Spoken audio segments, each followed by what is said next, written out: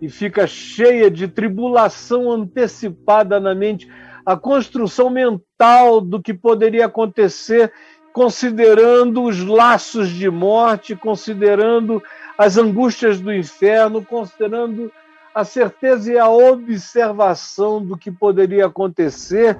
Ele disse: caí em tribulação e caí em tristeza. Porque a tribulação, antes de ser um acontecimento que se vincula ao que outros objetivamente estejam fazendo por nós, ou a existência esteja trazendo a nós, ou as circunstâncias estejam promovendo a nós, com suas tristezas, antes de ser algo objetivo, a tribulação se instala em nós na subjetividade, na construção mental aflita, pela verificação sensorial de que você está tomado por essas coisas, mesmo que as coisas ainda não tenham tomado você, você fica tomado pelas coisas e cai em tribulação e tristeza. Aí ele diz mais adiante: achava-me prostrado.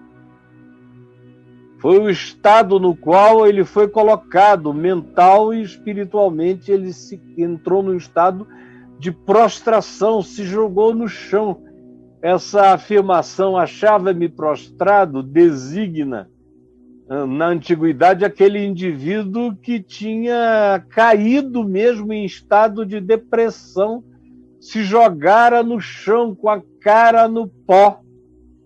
Tribulação, tristeza, angústias do inferno são maneiras antigas e poéticas para nós de dizer: entrei em depressão, mergulhei no pânico, na angústia do inferno. Quem já experimentou tribulação e angústias de tribulação e os infernos existenciais sabe exatamente que a depressão e o pânico colocam você sentado numa cadeira miserável no inferno de ser.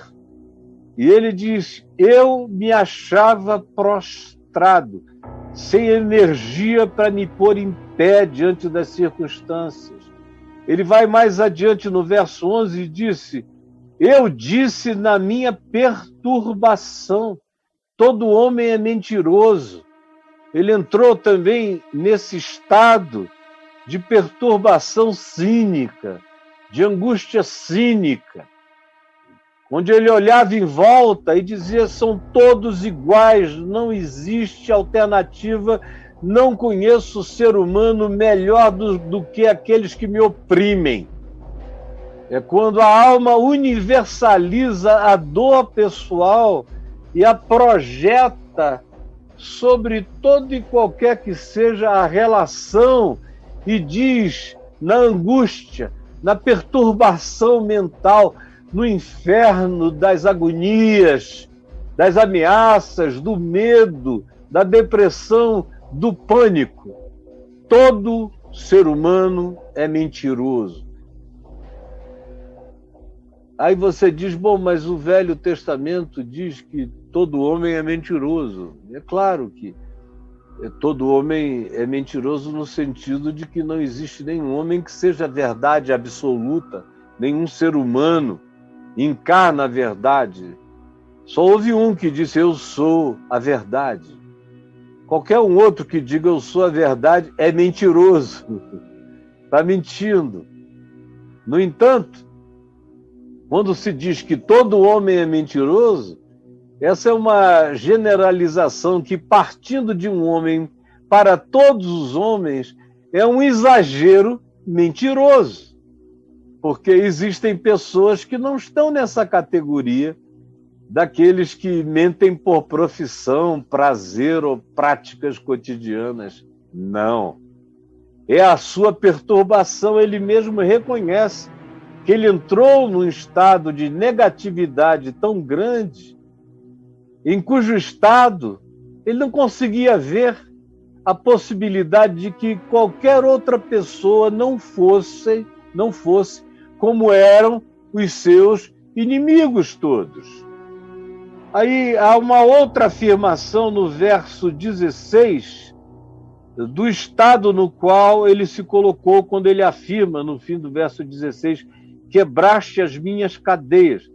Ele entrou num estado mental, embora as tribulações dele tivessem amparo em realidades constatáveis, nenhuma delas ainda tinha se finalizado, mas ele as tinha antecipado, de tal maneira que, mesmo elas não tendo ainda sido consumadas dentro dele, tudo já estava feito. E é isso que você precisa saber.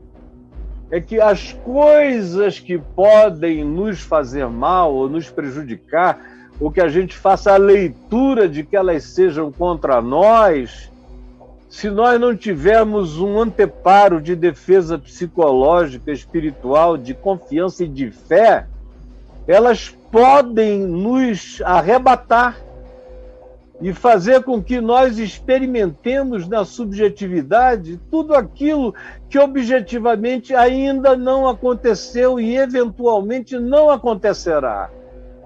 Mas a gente tem essa capacidade de, pela ansiedade, antecipar a tribulação, consumá-la, efetivá-la, realizá-la na nossa subjetividade, ainda que ela não tenha acontecido de modo objetivamente verificável fora de nós, como aparenta ser o que aqui aconteceu.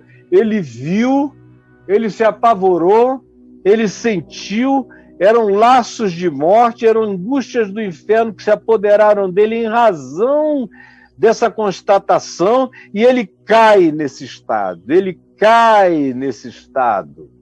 e ele se prostra nesse estado, e ele se enche de perturbação cínica nesse estado, ele não crê em saída, todo homem é mentiroso, e ele se autocoloca, ele se põe dentro de uma cadeia, fecha a porta e joga a chave em algum lugar e fica preso nessa agonia.